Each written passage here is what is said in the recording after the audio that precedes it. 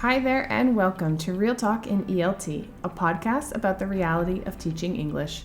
I'm your host, Kelly Pennington. Thank you for joining me today. Welcome back to another episode of Real Talk in ELT. I'm very excited to have Victor here. I fangirled over you, I have to say, a little bit for your IATEFL pronunciations. I did. And then I got to meet you in São Paulo, and I fangirled again, and I was sitting in the back of the class. But yeah, I'm very excited to have you here. Let me give you a formal introduction, sir, and then we'll get into it. So Victor Medina is a teacher, educator, and English language teacher based in BH, right? Belo Horizonte, right?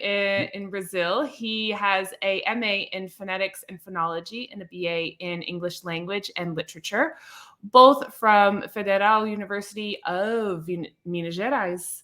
He also has the Train the Trainer and the CELTA certifications. He's interested in popularizing academic research on phonological acquisition in late bilinguals, intelligibility, and pronunciation instruction. Welcome, friend. Wow. Who is that? You're so fancy. A functioning adult. That's really Good job, adulting. adulting. Look at that. Okay. Well, Thanks I'm for actually having me. really excited because, first of all, your talk in São Paulo at the Brust-TESOL International Conference was great. And even though I was the intruder in the room, do you remember? I don't know. You called me an intruder. Yes. Sarcasm goes miles and miles when I'm in the zone, in presenter mode. I loved it though. So I obviously wanted you to come back and have a chat with me because intelligibility, accentism, native speakerism, all that type of stuff, I just want to dig into it. So why the passion for phonology? Where did that come from? No idea, honestly. When I started the degree,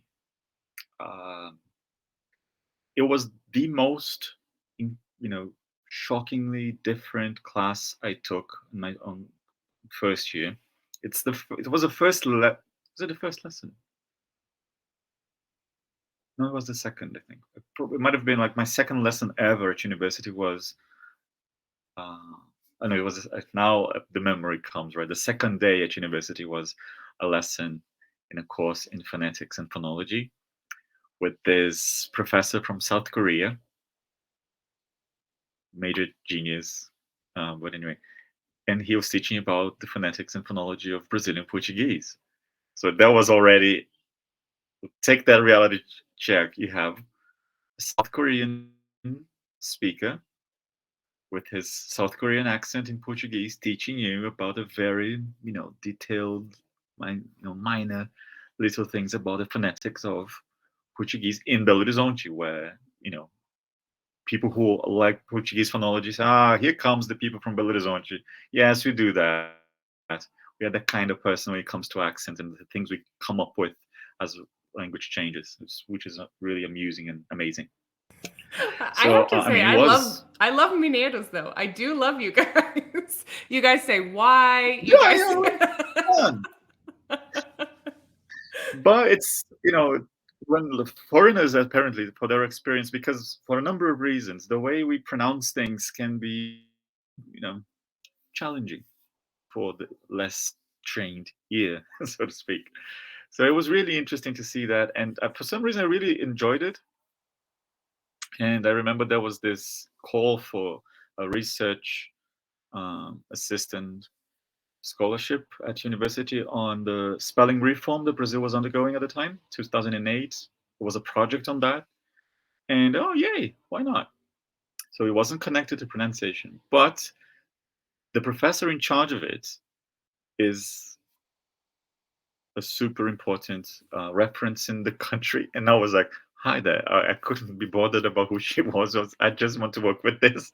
But then later I found out she was the author of the book I had been reading for the class, for example. So she's that kind of person. And then I spent 8 years working with her.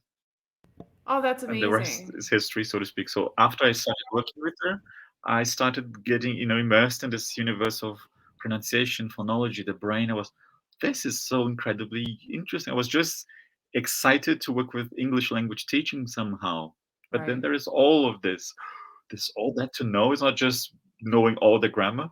It's not just knowing, the very narrow-minded view. It's all about grammar. No, it's much more than that. So she opened my mind in so many ways, and I ended up doing my master's with her. I worked with her.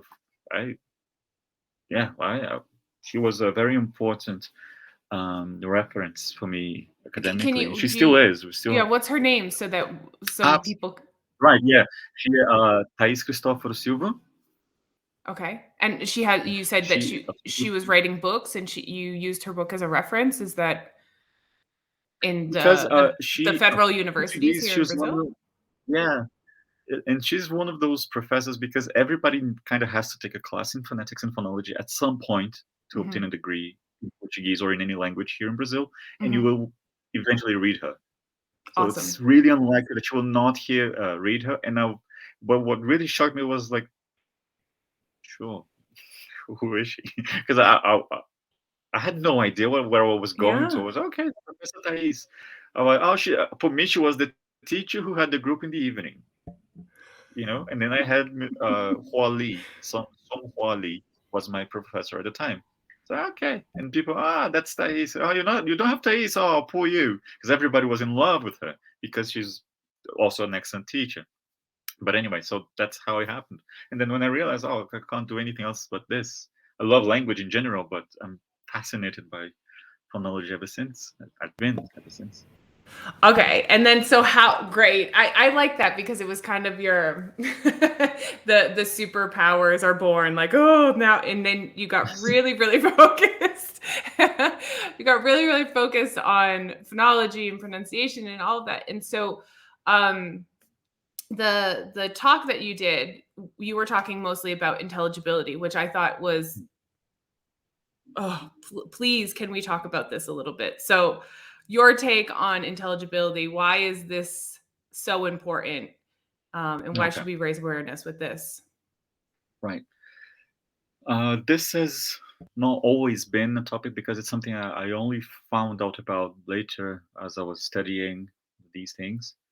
But I think after some years, being involved with people who are interested in the humanities and education, so I got to see a very important social aspect to education in general. I was very much focused on knowing the language. I wanted to be a really resourceful teacher and whatnot. But then there's everything that I found out, all of these things of accentism, linguistic prejudice, how these things happen, and how those jokes that you hear on the street that's actually not funny. And then when you realize, those things of mocking your accent and look, say that again.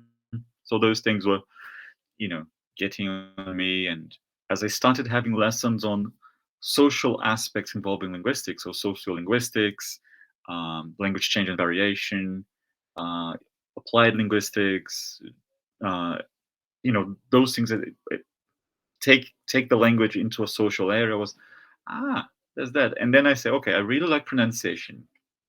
Is there something that I can do about it? There's social phonetics. And then I started reading and seeing how, I don't know, studies showing how, for English, for instance, because of your social class, this happens. Certain groups of people do this or do that.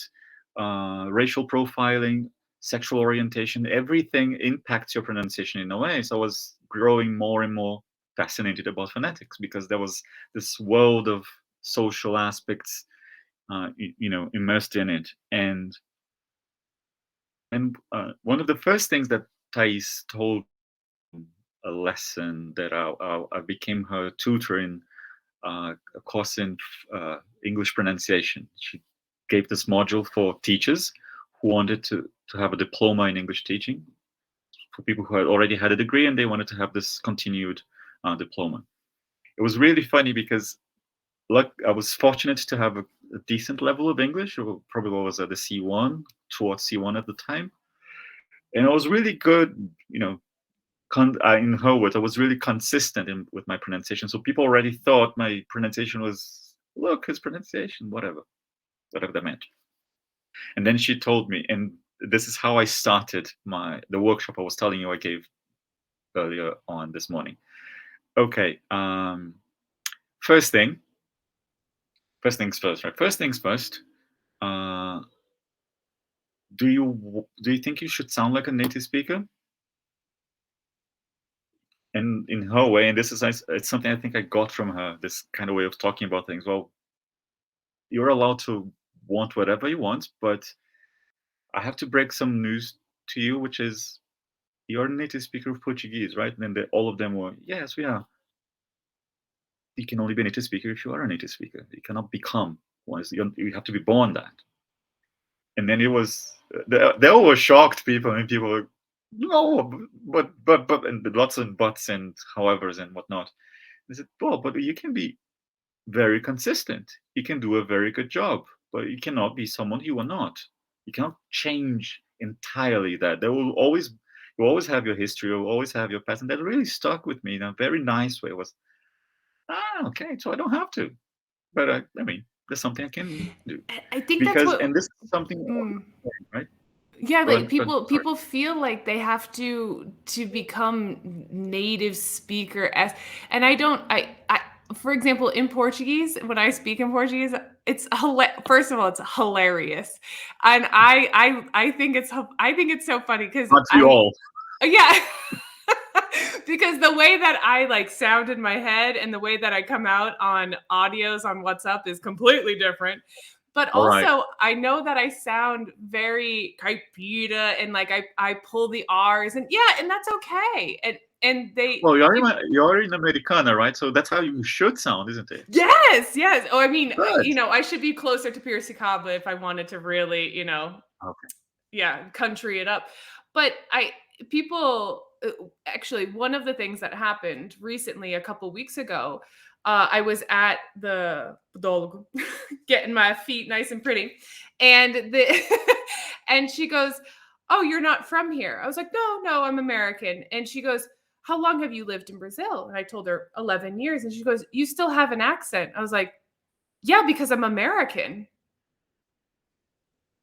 And I'm so glad that this happened, like you and I having this conversation now after that scenario, because I was like, did she assume that at some point, because I live here in Brazil, that I would become a different person?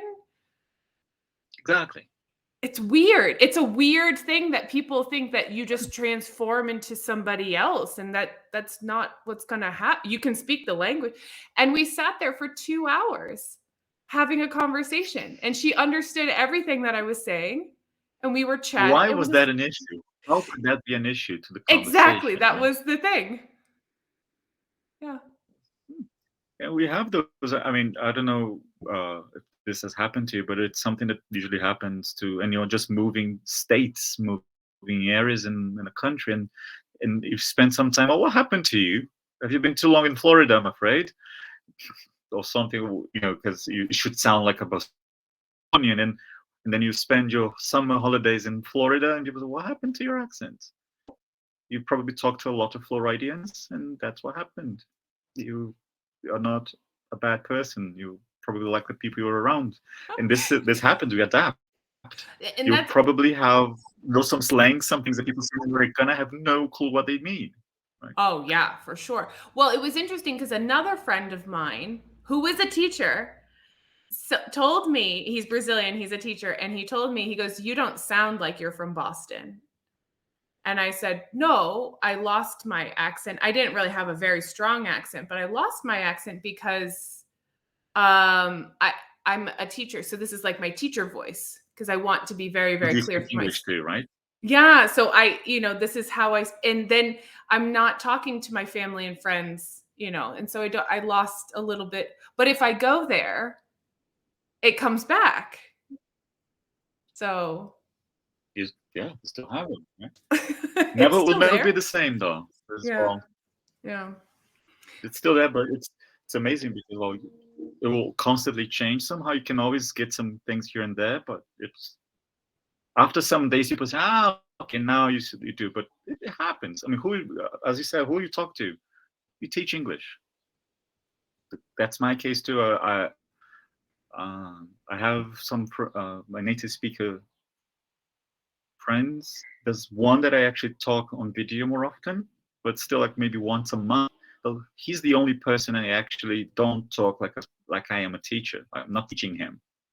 I do have colleagues, I do have teachers around me, but we just drop some expressions here and there, but it's never, it's not real English kind of thing. Real meaning the one that I would use to communicate using the expressions I tend to prefer. Like before the section I gave today, I was teaching a group. It's a C2 group, fun, great. But then I had to watch it to make sure I am being a good model and using lots of varied vocabulary. But there was this word, for example, and this was from a lesson yesterday, also a C2 one. Instead of saying, do these sentences sound like good advice to you? So I wrote, oh no, it's C2. So do these sentences seem like sound advice to you? So that I could always find an opportunity, but it wasn't my first choice. So it's a different persona, it's a different thing, right? Right. Yeah. And so this kind of accommodation to who we're talking to, this happens, right? I mean, this is just Yeah. this is just normal. Okay, so back to intelligibility. Sorry, we veered off. Sorry. No, I am sorry. If you let me. This is what happens here on the podcast. All right, we just good. go off in So directions. I understood the assignment. Okay. Back to the assignment. Okay, so intelligibility. Why is this important for people, and how can Right. they approach it, especially if they want to start? Because I know that you are very keen on getting people to start looking into research and to start educating themselves a little bit more. Like I love that about what I've seen from you is like find the resources, and you've sent me a list of million resources, and I love resources too. So Right. how can people start? Intelligibility is important. How can we start getting them into this and interested, and what can we do? Yeah, this is because so first on my interest because of all the social aspect, and I think of really of it as a social contribution, because the fact is many people are prejudiced against because of the way they sound, whether they are native speakers of English or not. So if it's English, the target language, you can be prejudiced against because you sound too much like a girl, you sound too feminine, you sound too masculine, you sound too masculine, not so much, but most of the time you sound too something. Because take it or leave it. Basically, if you sound like a white man, you're fine.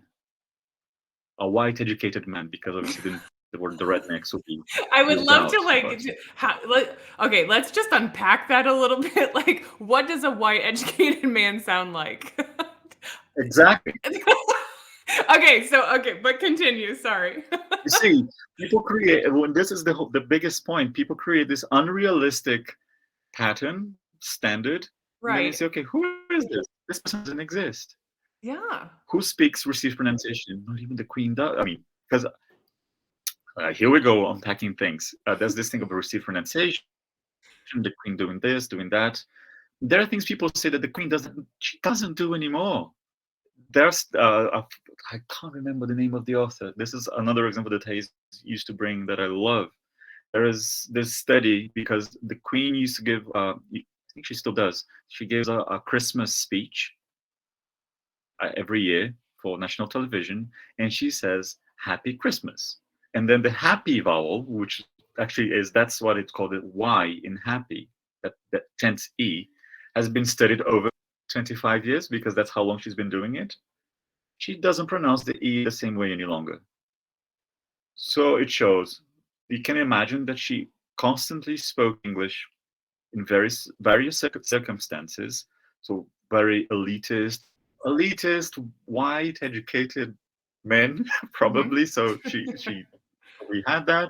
Mhm. And okay, and she's that person that you would assume, okay, she is the standard. She is the objectification of the standard. and she doesn't sound the same any longer. And she hasn't lived in a different country. She hasn't moved houses, and she has changed, which is an amazing thing because she communicates with people. We talk to different people. If everyone around us is in this, because it's not static. We are always changing. What can we tell is everybody is changing. Even this woman, who everybody respects so much when they are with her because of all those, um, ceremonial things. So you would assume that she would be the influence. No, has been influenced too. So I think in her case, you would see that maybe she sounded like happy. It's happy, much more flat, much more relaxed. And then say, okay, well, what happened? What happened here? So if the Queen of England, which is that person that you would assume would have all these kinds of privileges, has changed, why won't we? And then when you ask, who is this educated white man? This person doesn't exist. No, this queen that people have, no, you can see this queen that people idealize doesn't exist either, because it's not there. And I took this course. This was a summer course in English phonetics 2 years ago. Really interesting. And then one of the first audio tracks we had was from people doing the course in the beginning of the century, because it's a 100-year-old course now. And then you could hear how different received pronunciation was and how received pronunciation sounds like now. So I wouldn't say very much. I say very much. But if you hear people saying very, it's beautiful there, but it's not how people do it. The community has changed. Can I ask you about that too? I don't know if you actually know about this, but from what I've superficially read about this, is that, for example, Shakespeare probably sounded more like me than like the Queen, because this received pronunciation, this accent, was actually created to establish classes. Is that semi-accurate or not really? Well, the Shakespeare thing, I have seen some things, and it's also, but I don't know about this thing of creating it. But what usually happens with languages, like not creating it, but it was adapted, or they've emphasized, maybe creating is a bad word, like emphasized it to distinguish between social classes. Yeah, there's something about it because of the French conquest of the United Kingdom for the Norman period, as we call it. So that's when English received lots of influence from French. And I know that this affected many aspects of the elitist groups. Okay. And so it's not unlikely to believe that you sound more like Shakespeare, because he was probably not in that group of prestige. Right. And considering that much of the colonization of the United States was done by working class, so it would make more sense, because they wouldn't be able to copy that accent because they don't live it. They have different communities, right? So yeah, and I just find it to be interesting, because we always think of like, okay, this is the American, this is received, or British, received pronunciation, and it's like, that doesn't even make sense. I mean, ever. This whole like idea of accentism, it doesn't really, I don't know, it just doesn't make sense to me. Well, one, because if you go anywhere in England, you're going to encounter a million different accents. If you go anywhere in the US, you're going to encounter a million different accents. Australia, I'm assuming, is the same. And it's so weird that we have, like you said, this false like god of the proper pronunciation. I don't know where. Yeah, exactly. Okay. Who's this person? I want to talk to them. No, yeah, we don't have it. Right. And this is something I would say. I don't know much about this, but the part where you are, because of all the spirit of colonization, it's a very, you see, even the size of the states is much more varied. Everything is like richer in the sense it's more complex. There's lots of cultures that I'm assuming that you can tell a difference from someone from Jersey, someone from New York City, someone from maybe Vermont, yes. because of I went to school. And how far are you? Nothing. It's super close. No, so close. I went to school in New York. I went to West Point. Was the first university I went to. So, And I had this friend, his name was Kevin. I forget his LaRusso. I don't even know if he's ever going to listen to it. Anyways, he was amazing. We were in the military together, and he was from Long Island.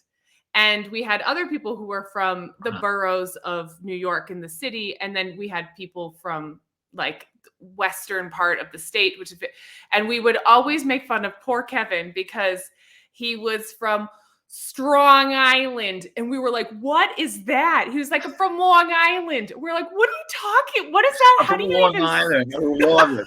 Love it. I was like, how do you even say that? Long Island? Like, it was so bizarre. And it was just, we lived like hours away from each other. It's insane. A completely different way of pronouncing everything. Anyways. And then, do they have an accent in the United States? Oh my God. Yes. Do we? We got a lot. Exactly.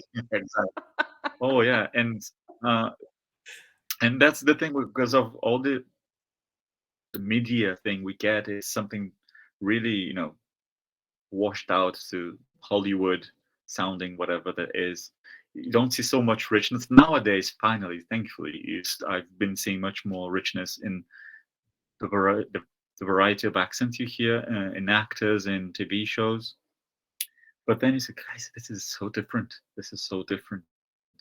And this is what my first experience abroad was in the United States. And I remember the first day I was all confident. Flashback to my times with a different English. I was, hey, where's the water fountain? I was trying to sound very Midwestern to be welcomed by people. Where did you go in the U.S.? Wisconsin. My grandfather's from Wisconsin. Go ahead. Best. So yeah, I should have mentioned I went to Wisconsin, Madison, Wisconsin, and I was saying, where's the water fountain? Something, whatever, if that sounds any consistent now. And everybody was so friendly to me all the time. So, you mean the bubbler?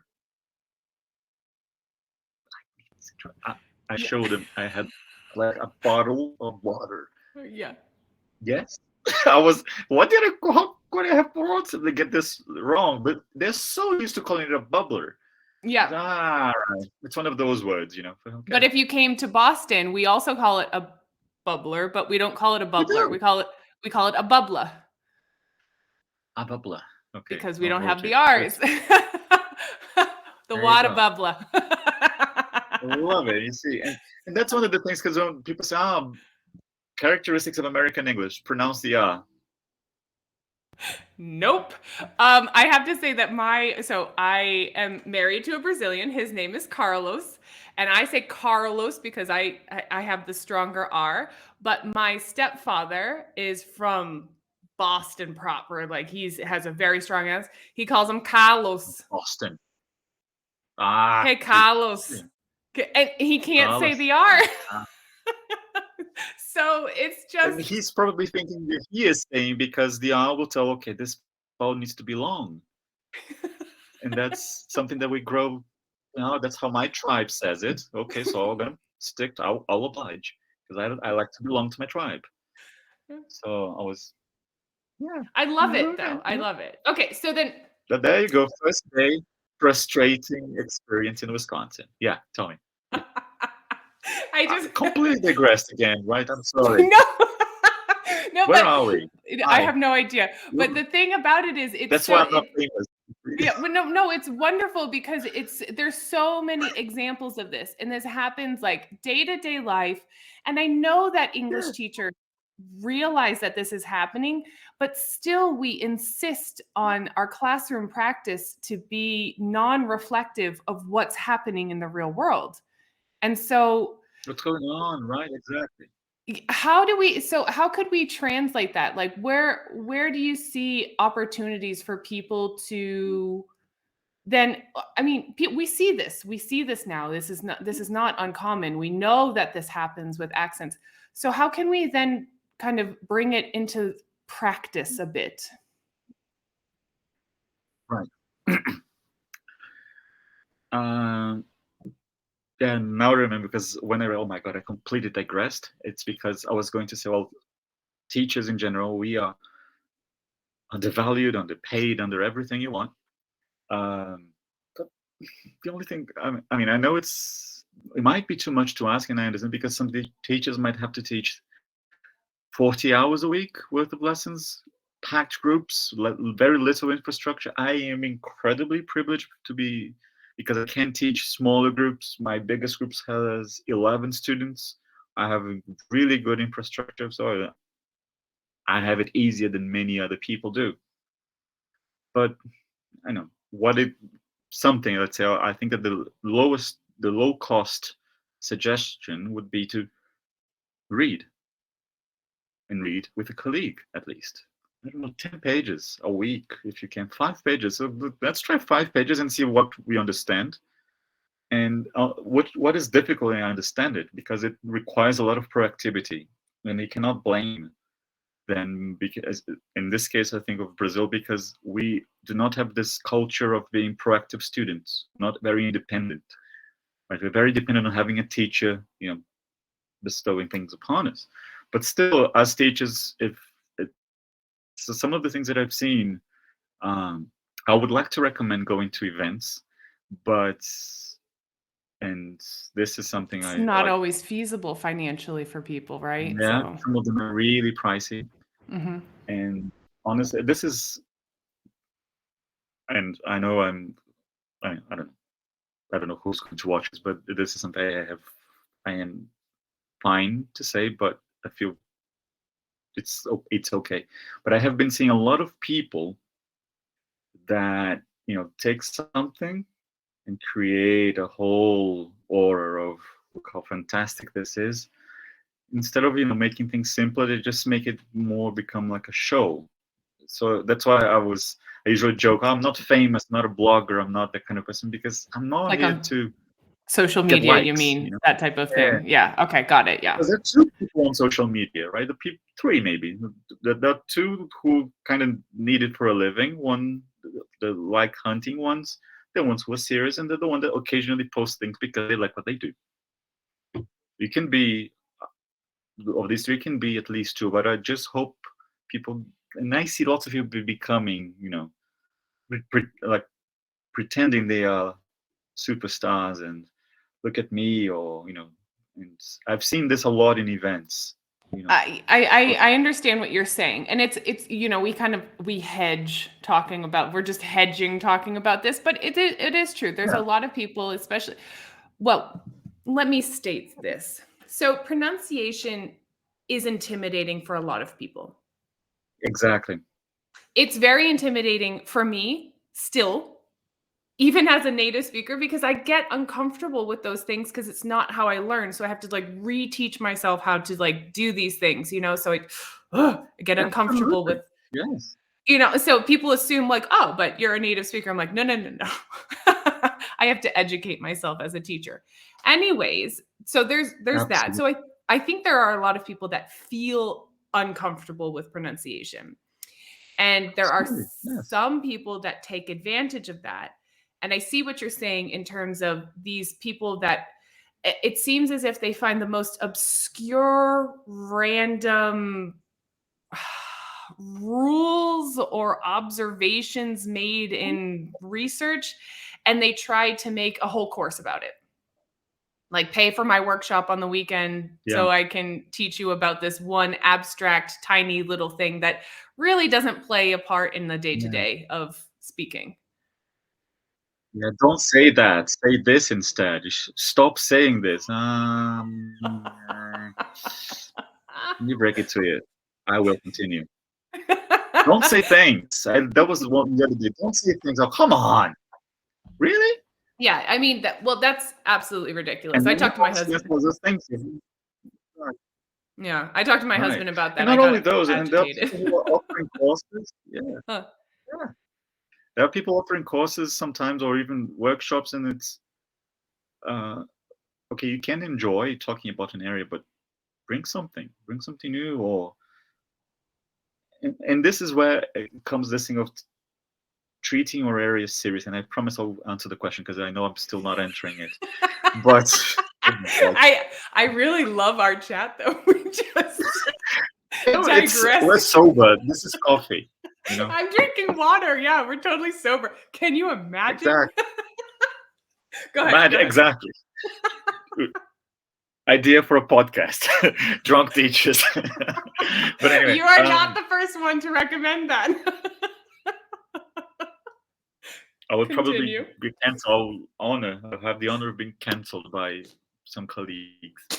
But anyway, I am that person. I'm very. I know I'm critical, say about people, but anyway, what I was really saying here is that there's this thing of uh, I honestly don't. I cannot speak for other countries, but from this, at least this part in Brazil, and I unfortunately seen that very often in São Paulo and Rio and in my state, Minas, which is lots of people become teachers just because they speak English, whatever their background, whether they are native speakers, whether they spent 2 weeks in Disneyland and believe they speak English, whatever.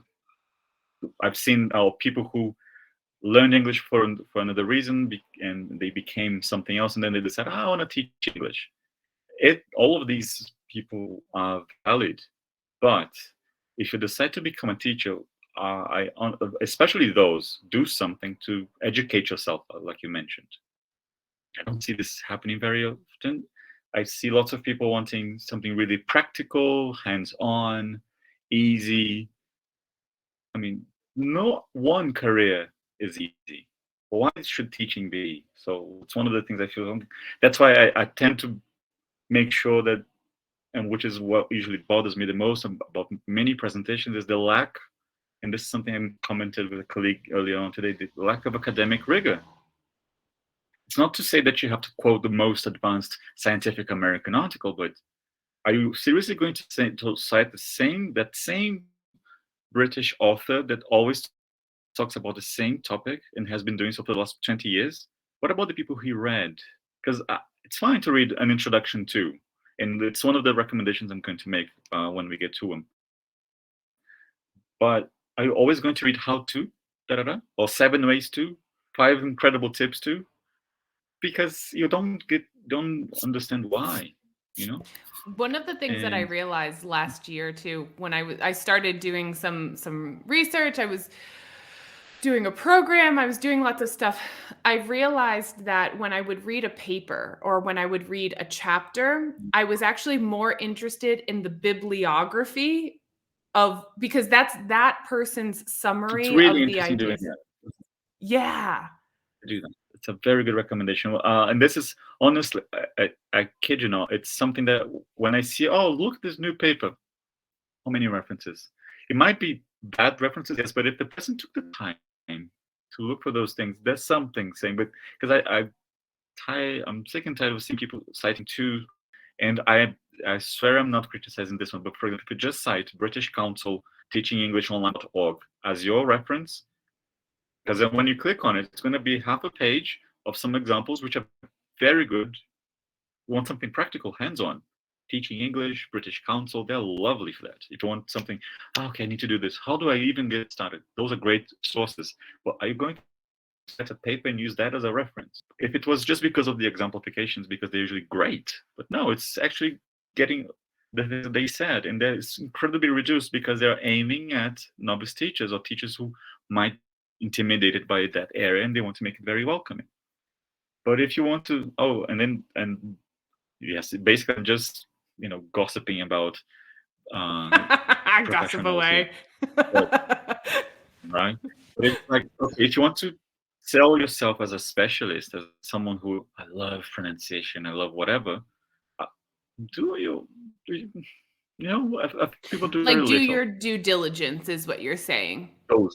Yeah, exactly. If you want to sell yourself as a influencer teacher, someone who does it, I mean, don't just read the things that everybody can read in 2 minutes. We need something else. We need to do better. I think it's part of respecting the career. You don't see an engineer doing that. You don't see a doctor doing that. A lawyer doing that. We are famous for loving reading. And why aren't we reading? I know. I don't know. I mean, you can still read literature. But anyway, now for the teachers then, what I could suggest would be something like trying to read, honestly. Maybe if you can attend an event, there are lots of free stuff by serious publishing houses. Universities have an incredible number of events, which are usually incredibly cheap um, compared to the private ones. Sometimes the private ones have a lot of practical tools. The university ones are not so practical, but a little bit of both. But being involved somehow is better than not being involved at all. So we have that. And now, in the issue of pronunciation, there's a number of. I mean, the literature on pronunciation is incredibly extensive, and um, I was going to show you one, and then I gave up because I said I had it here, but I didn't when I needed it. But there is one that what I like about it is that its author not only managed to introduce the topic in a way that I think people can really digest it in a very nice way. In a very nice way, I mean it's complete. It's not one page only and then you're done. It's lots of referencing, lots of examples, lots of ideas, and it's focused. And there are two things because we have the theoretical foundations that we need, and we have the applications of them. Let me just see if I can get the proper name because I just always read that book by him. Okay, it's Teaching the Pronunciation of English as a Lingua Franca by Robin Walker. And we could put all of this in the show notes too. Yeah. So if people are just listening, don't worry. I'll link everything. Oh, okay. This one does so much. I think it does so much for teachers who are experienced and might not know much about intelligibility. Novice teachers who want to, start on the right foot, doing things as it should, because you might not learn a lot about phonetics and phonology in this course, but you might learn a lot about how to teach. Getting the basics. It's interesting to when you mentioned, for example, I'm a native speaker, and still I have to. Then you had to educate yourself about pronunciation. I'm sure you had to educate yourself about grammar. If someone asked you, oh God, yeah, 15 years ago, I had to educate myself about everything. Exactly. It's a specialism, right? 15 years ago, if someone showed you this text and said, "Wow, this is wrong," you probably had no clue. Now you know. Oh no, look, this. For you to use this, you need to have a time reference or something. You need. This preposition doesn't fit here. Now you know the whys, and you can find generalizations. As native speakers, we have our intuition because through experience, we talk like our community. And then there are lots of problems with that because if you just and here comes the native speakers.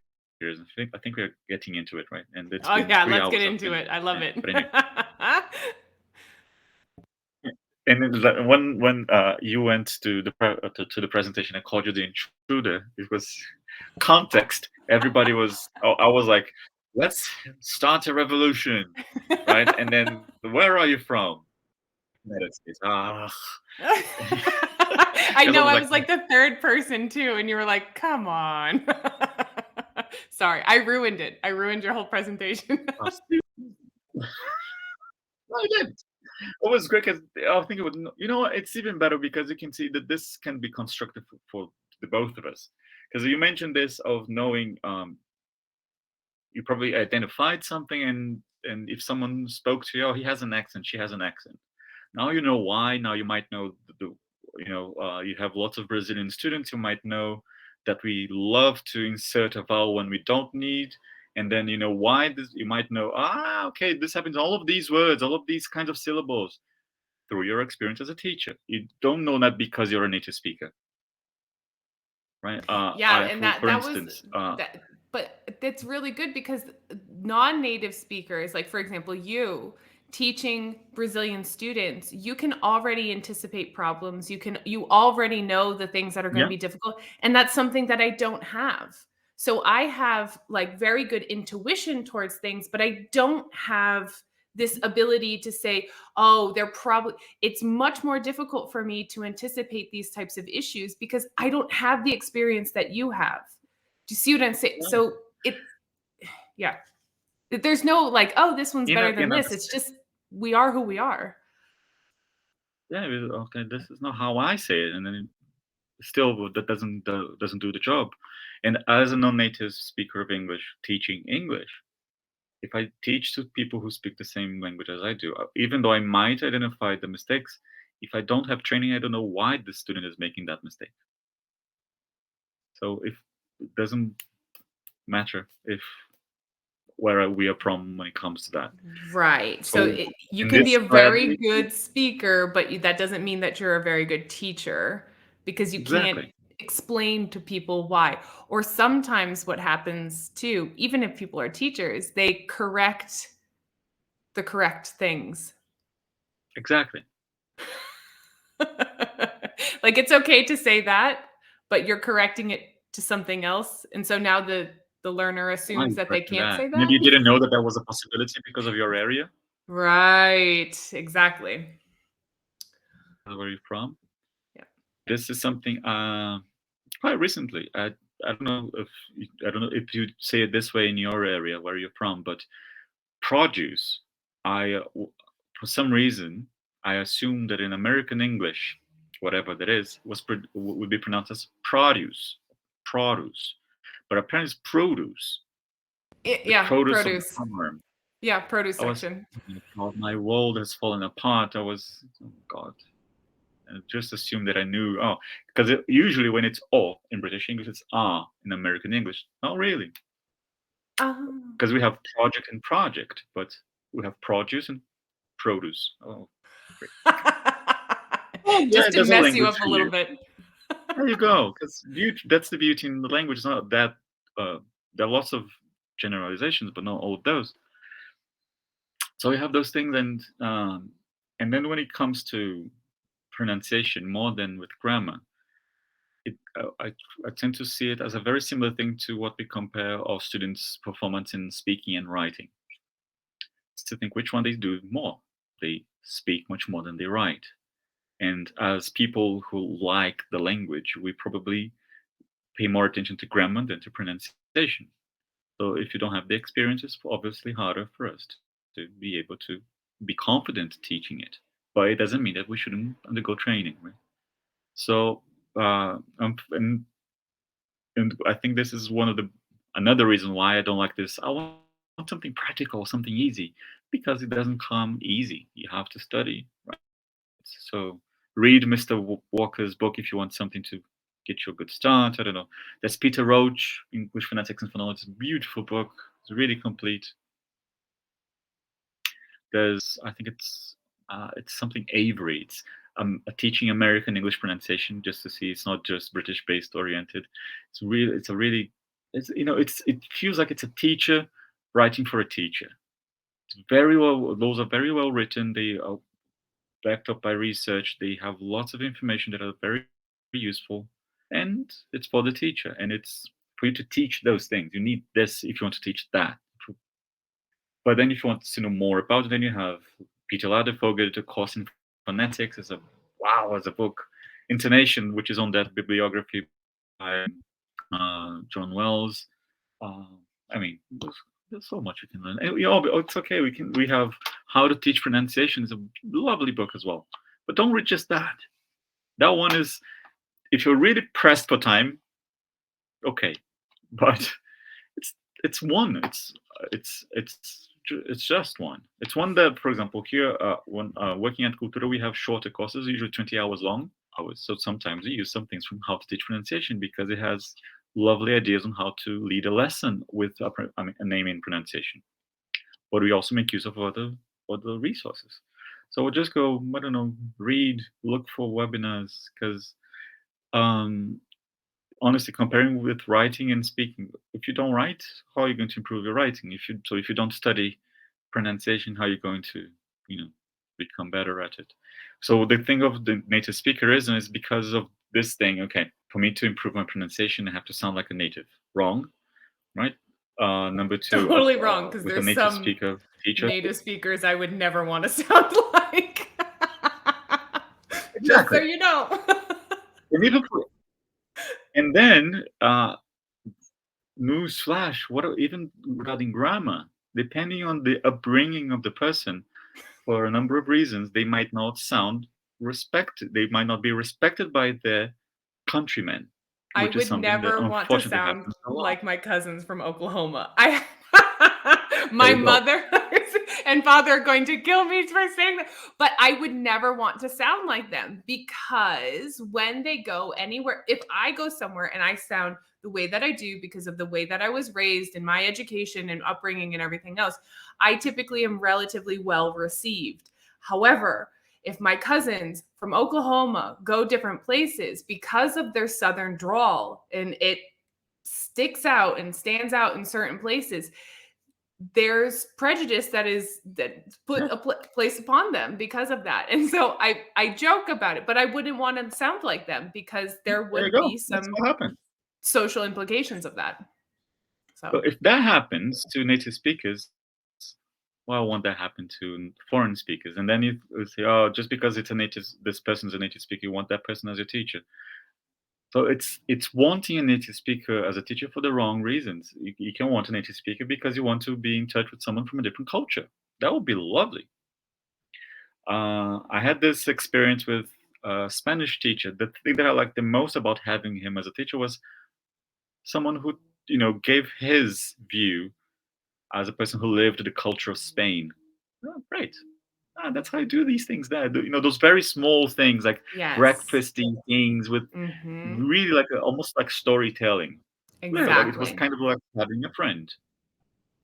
So But for me, but that was but that is not because that person necessarily is a better language teacher or is a better at speaking the language. not at all.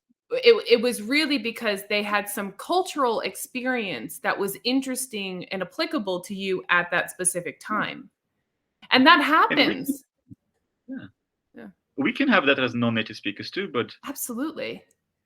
I mean, but you see, it's just I would just hope that people wouldn't want to have a native speaker just because they think that they are the ones that are going to be able to correct my pronunciation. I want to sound like that person. Because then we go to the first sentence in this podcast. For a native speaker of a language, you're always going to be a native speaker of that language. So sorry, you can't do it. I don't know. Yeah, there's a lot of kind of misconceptions with it, and I think it's starting to get a little momentum. This movement of like, Yeah, okay, enough with the native speakerism, enough with the native, non-native. I mean, it's still gimmicky online, and people are still using it to sell and to leverage marketing tactics and stuff like that. absolutely. But I think Mhm. for the general, it's generally going in the right direction. Yeah. Hopefully. So Oh, all I tend to ask is for us to unite all teachers, like the serious teachers, the ones who understand that they have to continue studying, that it's a career, that it's something that deserves respect, and da da da da.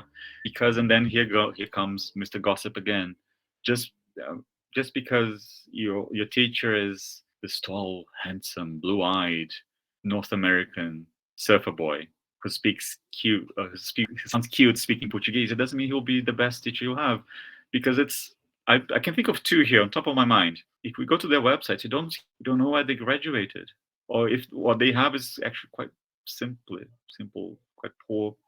Sorry, for someone who sells themselves yes. so highly, Yes. I No, would I would expect a master's, would expect a PhD, a Diptyso, a Dell. They have nothing. yes. They are white men, good looking, blue eyed, blonde, all American dream.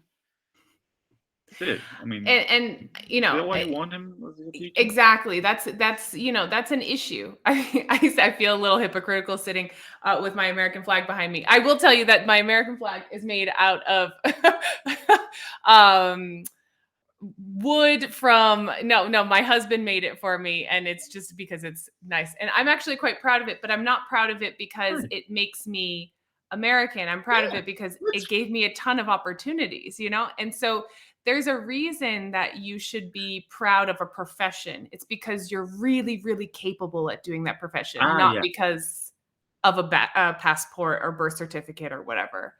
That doesn't really Yeah. sync with me. Yeah, Any it's really now it's very sorry. Go ahead. Go, sorry.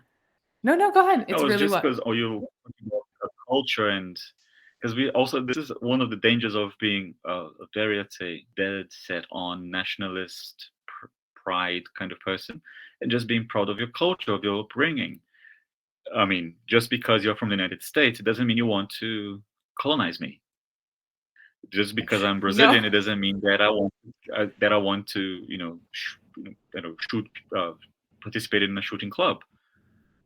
We're much I more than that, I actually right? feel a little bit more Mineta than I do American sometimes because I'm like big time. I'm a big time fan of all of like the sweets and the fogão a lenha and all that. So I'm kind of There a you go. country girl at heart. Like I do love the Brazilian culture. I have to say, I would never Yeah. colonize here.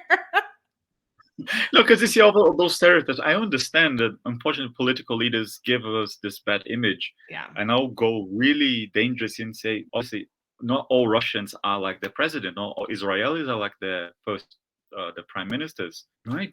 right. The people. There are lots of bad people all over the world. So it's, do you see how dangerous it can get, let alone for a teacher? And then if we don't, stop, you know, giving likes to those people, if we don't stop actually reading or looking for people who devoted their whole lives and careers to being good teachers. It's not to say that everybody at university is amazing, but you're likely to find someone who knows, oh, this person is really serious. It's creating this network of, just because the person looks this or that, it's really not helpful. And going back to the whole debacle of native speakerism and all that, you gave this example of your cousins and not wanting to sound, and this is the only thing that I ever felt as someone who I've always done my very best to sound, again using my former advisor's words, consistent.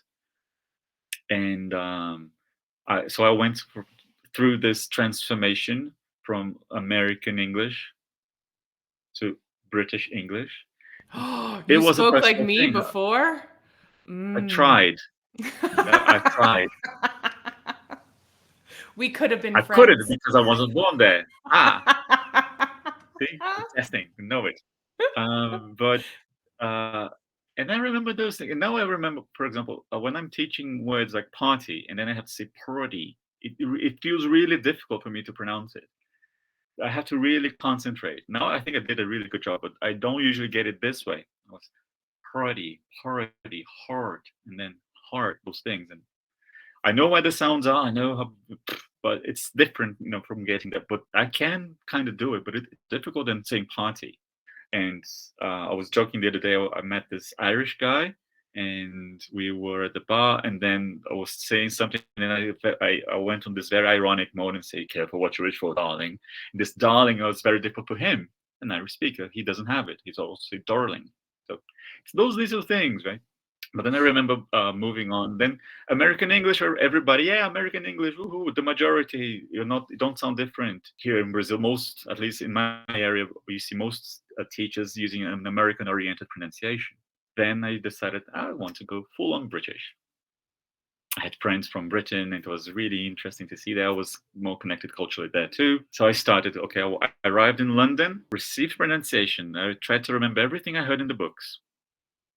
Nobody sounded like me. I was sounding like a butler, asking for No. things, sounding like that. But I was lucky enough that my friends are from the north of England. My British friends are from there, and there's one who's Welsh. So the influences are completely different. But then I had this thing. I fell in love with the way they speak. I think it's, very personally speaking, it's my favorite thing is to hear someone from Yorkshire speaking. I think it's whenever there's an audio from a northerner, finally a northerner. I can hear northerner speakers. But then I said, if I talk like that in class, sounding British, I'm already the minority. Sounding northern British, even worse. So I had to tone it down. So it's become this. So this is me, and this is where I use the advantage of having studied phonetics. I know like everybody, we know what the sounds are, and then the generalizations I took some decisions, like, and this is something just to use as a chance to show you that chart. That one. The one that I ran away from. Yeah. Yes, I ran away from this. Beautiful. This for a vowel chart. So this vowel here in black, this is for American English, actually, by the way. for I still ran black away from cat. it. It doesn't matter. Dang it. Dang it. So you have all these little beautiful, colorful things here. So the black cat vowel. And in British English, before the letter R, it's okay. We have like heart and darling and so on and so forth.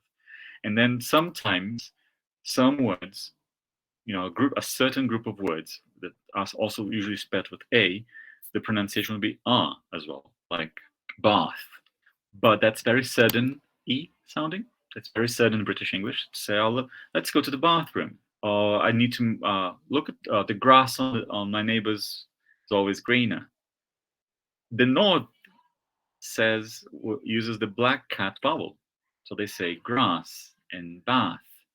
It feels, because the impression that I had as a speaker was that it would sound too posh, too elitist if I said, "Where's the bathroom?" or "Where's the?" That's not me. As a person, I don't identify culturally like that, so I can use those things. So basically, I've made some decisions, and another characteristic of Northern British English is that the copper mustard vowel, copper mustard, so like in love, is pronounced like the wooden hook vowel. So people in the north of Britain may say a cup of mustard. And if I said that to my students, okay, children, 7-year-old, let's say everybody, cup, love, touch. And if someone walks by, but what is that alien doing? I don't have those, I couldn't do it, right? But it is more, I feel like sometimes it is a little bit more comfortable for people. And I mean, taking it out of the pronunciation, because, well, it's important for people to use their mouths and their speech organs in the way that they feel most comfortable. And like you said, the way that they identify more. You don't want to sound like this very posh, the posh butler, right? You want it to sound like you want to sound authentic and comfortable. Yeah. There, taking it out of pronunciation for a moment, I do have some students that I try to get them to integrate language and exponents and things like that into their day-to-day. And what they told me is, Kelly, after 2 or 3 weeks, I can't naturally include this in my language. I'm like, let's find an alternative then. That's not for you. And so it makes sense to me that, okay, we have these things in language and we often offer substitutes, but we don't do that for phonology. And maybe we should start saying, okay, well, what sounds okay to you? And if it's a mix of, and I like how you said it, American oriented or, received pronunciation oriented. It doesn't have to be exactly that. It can be to one direction or another. Yeah, it's what would be a problem would be, okay, I want to say all the words that have an R, like people would say in Wisconsin, but then I want to use all the vowels that we have in Southern British English. Yeah, so that doesn't it doesn't make sense. Strain. Right. It will cause too much of a strain. And for me, the biggest thing was I wasn't really pleased with the comments I had. Oh, British, British, British, British. It took me a while to say, yeah, thank you very much. I do a very good job. It took me a while to stop feeling, bothered because I was the one with a British-oriented pronunciation. But then the only thing that I did, okay, no, I have to do this because I know people are not ready for this conversation, unfortunately. So that's why instead of saying cup of mustard, let's go back to cup of mustard. It's fine. But then some things I will not accept. I will not say bath. I will not say bathroom. I need to say bathroom. I need to say grass. it's not me if I say, honestly, even teaching A1 levels, because I am being consistent. It's not that I'm just randomly choosing a word. And this also leads to another metaphor of, I think I used it in the presentation, saying that foreigners don't have the same rights as native speakers. Because if I do something that goes slightly out of the rule, so, oh, but that's not how you say it, and then 2 seconds later, the native speaker will, because we have this thing. Oh no, we have to sound proper or something. But even, which is really interesting, because it's not even their fault. It's just because they are used to listening to that so often. So this break of consistency causes some disturbance in communication. But then the way it's said, it feels like it's no, right. That's not it. Very commonly, you would hear native speakers of English saying, "There's two people here," instead of "There are two people here." But then, and foreigners saying, "There's two people here." If from teacher mode, there are, not saying you person listening to me, if you are a teacher, we might do that. So you see, you have so many things to pay attention to, and it's tiring. It is. There's something I'm starting to. I know. I vibe with you. I get it. I totally identify with what all you're saying, because I do listen to myself sometimes when I have to edit these the episodes, the podcast, and I'm like, ooh. Oh no! Oh, that If came you're like, out I wrong. swear, I'm sorry about that, right? If you're I'm like, like, oh, I'm not going to teacher. record that again. So I mean, it's just it is what it is. But I think that people are more forgiving to native speakers. They're like, oh, they just made a mistake. Where if it's a non-native speaker, they're like, oh, they made the mistake because they don't know. But obviously, she knows because she's in it. No, not necessarily. I mean, sometimes it just comes out wrong. Sometimes your mouth doesn't move the way that you want it to move, and it is what it is, right? And it's one of the things I really like about working with foreigners learning Portuguese. I don't do it as extensively, but I do it. And when I see them posting things and really proper Portuguese, and feel, oh, not even we don't know that. I'm like, it's how you studied it. Of course, it's really difficult for us to know if the way we learned it in Brazil. On many circumstances, we learned just by memorization, not using it, not writing. Foreigners are writing, listening, reading. I forgot skill here. Speaking, speaking, Yeah. obviously, using those things for a reason, for a communicative purpose. So even at low levels, it's more likely to see a native speaker using, instead of "tem duas pessoas aqui," you might see them saying "há duas pessoas aqui" very, confidently, because, well, it's standard grammar. That's the one we have to teach. We can comment about the other, but this thing, oh, if you want to write, you see people kind of, foreigners, I think we are, let's say, more respectful to the ceremonies. I'm using the word ceremony because, so it's not a rule because just as a rule, but it's like a ceremony, really, like like dancing. This is how we dance this. So we really try to know this is how we dance this music. And a native speaker likes to do improvisation. Both are fine, right? But the problem is, I feel we need to be more supportive. I would say that's the end message. And I was trying to convince you of this chart by already using examples from it, because, and there are plenty and plenty of things that can be done with chart, but just by a very basic principle of, for you to be able, again, comparing to writing, for you to improve your writing, you have to write. For you to improve your pronunciation, you have to pronounce things. And but the same token, to use a teacher kind of expression, for you to write well, you probably have to read a lot. That's no different for pronouncing and speaking. You have to listen to lots of things. So you have that experience too.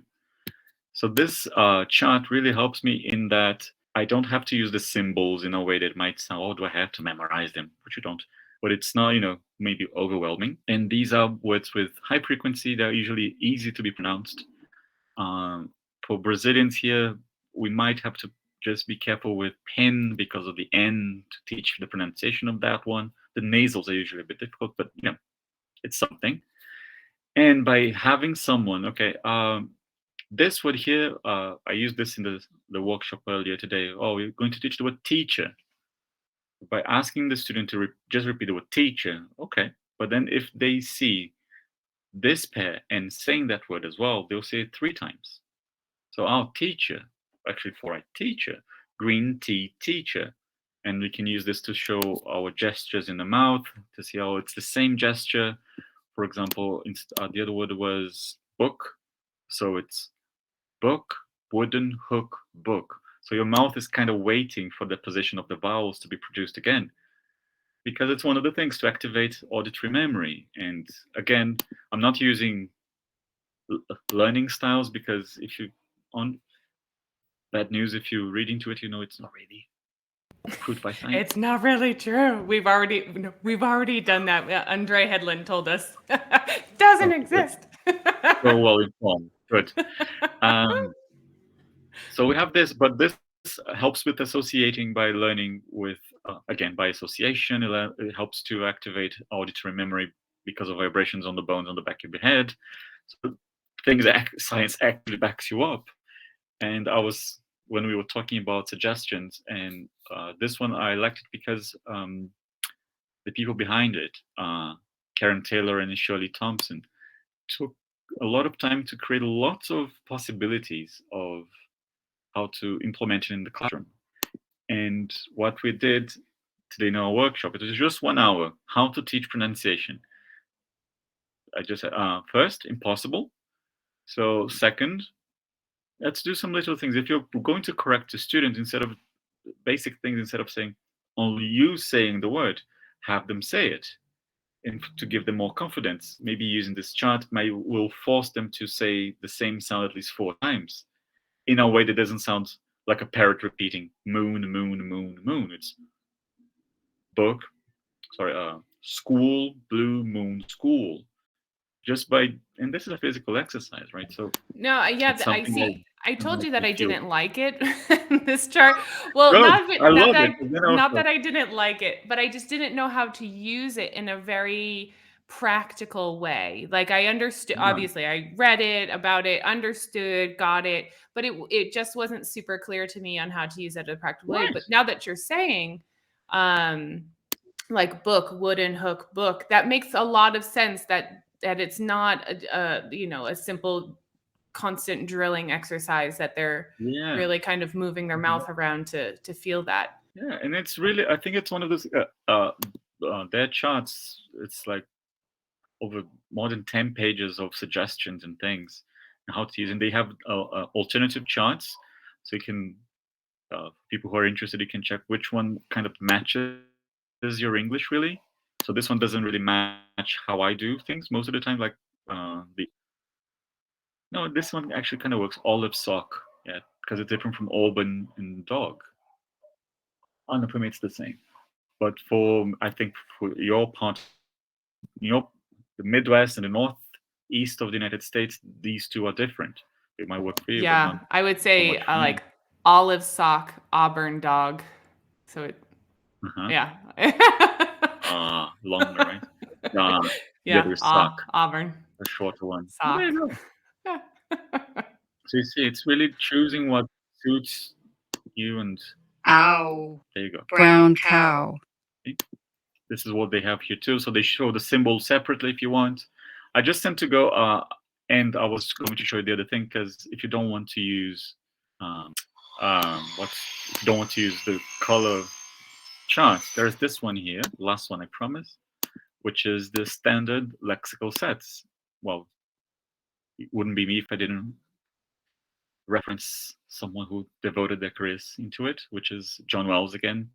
He came up with this list of 27 words that would cross dialectally avoid lots of interference because of different accents. Because it's basically like this. Generally speaking, we categorize words by groups. It's not just by the vowel. Some groups of words tend to work together, in a certain way. And here we would have something such as, look at 22 and 23. So depending on some parts of the English-speaking world, for and for sound different. Not to me, but in some parts they do. Not to me too, but Orb and okay. saw. Maybe a Long Island friend would say for, and for Long Island. I don't know. Long I don't Island. know. Maybe that's the Long Island. Yeah, they vowel, the have like soar. really I don't nasally. know. Yeah. Anyways. Yeah. But this would give us a very good hint of, okay, how do you sound when you say these words? And some people who study accents of English nowadays, when they study, they say, oh, these people pronounce the fleece vowel like this, whereas those people pronounce the dress vowel like that. So it's something that is used in the academic world to kind of standardize, this group of words, because there are lots of generalizations that can be made about it. So, for example, some of these words might not be like the easiest examples, like strut, but maybe you can use cup. So it's a matter of choice. I wouldn't use strut as hello everyone. Remember, it's the strut vowel. And so what's strut? No, with my students, I use the love vowel. I think love is really easy to remember. Or dress, and then it also is like a more kind of humanistic way of looking at things, that people will pronounce things a little bit differently, and that there is. Oh God. Wow, I don't know what's going on. Here? No, it's here. That people don't always produce things in the same way, and that, accents are okay, but there's a range of intelligibility that we need to start thinking about how we can. Okay, so this falls into the range and it's intelligible and people will be able to understand it. So we accept and move on. And, as long as that's fine and they're able to communicate effectively, then that's okay. It's just like a more humane way of looking at it, right? Yeah, and this is a quote, right, from our lady and savior, Jennifer Jenkins, because it was really an interesting thing that I'm quoting, because she asked herself as a native speaker of English teaching foreigners. Basically, it was this 2000. So it's Jenkins 2000. How come? Okay, how come my students' pronunciation is intelligible to one another, even if it doesn't sound anything like the native speaker pronunciation I'm teaching them? You're teaching certain and certain way. They say it in their way. They still understand each other beautifully. Why? How is that possible? That's where her idea of the intelligibility or the lingua franca call came about. So I usually create this metaphor, so to speak, of let's sign an agreement, sign a deal. If you do this, and that, we will be in a happier world. This is for international intelligibility, but some peoples will have to make some concessions. But you this because life. Let's add some chaos to the universe. Because, for example, one of the things that she really recommends is get your consonants right. Get your consonants right. She never says don't teach something. She just says what you should prioritize. And one of my favorite things that she says not to is the th and the sounds. That people love to traumatize students. Oh my God, I'm so over it. Well, and the reason that it's silly. And the reason that I'm over that sound is because one of my friends, Felipe Lopez, he went and lived in the UK for a while. I'm not sure exactly what city he lived in. He has a British accent too. He's from Bahia. He's a fantastic teacher. And when he got there to England, he realized that his host family that he was living with didn't say think, they said think, like an F. And they didn't even realize they were doing it. It was generally accepted in that region, that area.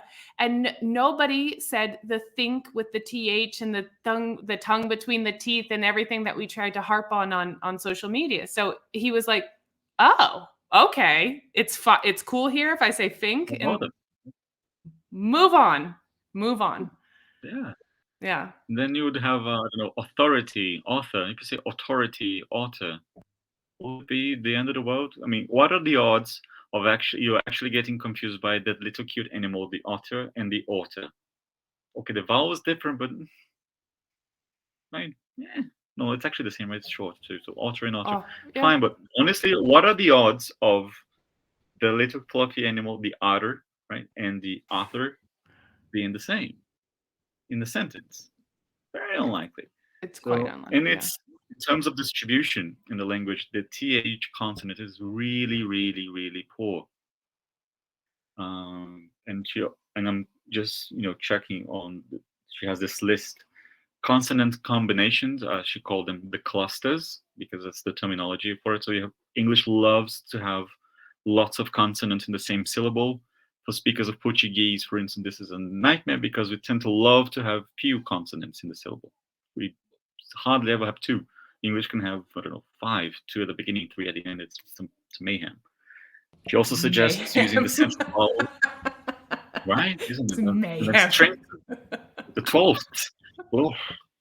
We have using that thing from the chart, the purple shirt vowel, because it's central, and we, depending on the language we have, we're going to, as many languages don't have that vowel. First, we have it. It's not too difficult to get it right, but then we can easily categorize them somewhere else, so we can confuse with other vowels. And if you don't get a vowel right in the right context, it can also cause a problem. So, which is why focus on the vowel. That's basically what she says. And one of my favorites, E and the E vowel, or the U and the U vowel, because they're very frequent in English. And I mean, if generally speaking, if teachers were as attentive to the E and E vowel as they are to the TH, students that I would risk, well, really dare say that the B1 students will not have this difficulty, because it's amazing how people can be picky with the TH, but not at all with the vowels.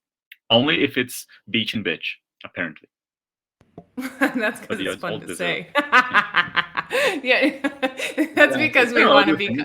Well, and it's a little sexy to say. It's controversial. We can put it on social media, and people will pay attention because someone's saying bitch, and that's a naughty word. So. No, I was just saying that there are there's much more she mentions.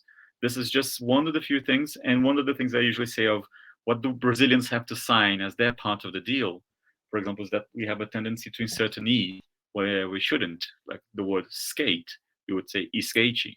So we'd have to break that, and this is something part of our deal, because Brazilians will understand it, but many people who speak other languages will not. So so you see, maybe we check almost all the others, but we don't check this part of the agreement.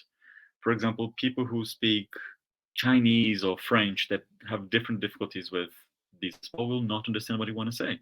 You see, I'm not even using a native speaker as a model, because it's everybody can understand everybody, right? Yeah, and there's more. I mean, honestly, just Googling Jenkins, Lingua Franca, everybody's talking about her work, and there's lots of lists of things you can include. I mean, there's so much around.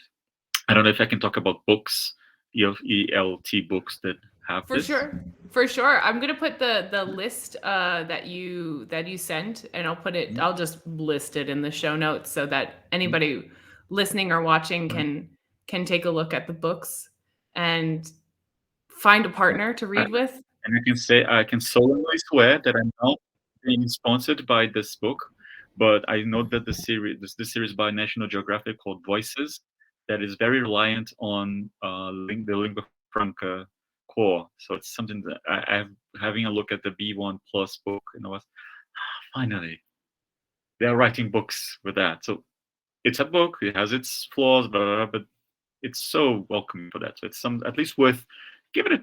Just have a look if you want to see a book that teaches pronunciation, not only pronunciation, but teaches English with a global communication as a goal. Like not just promising, but it's every single unit. It's not just a section. It's the whole book is oriented to that.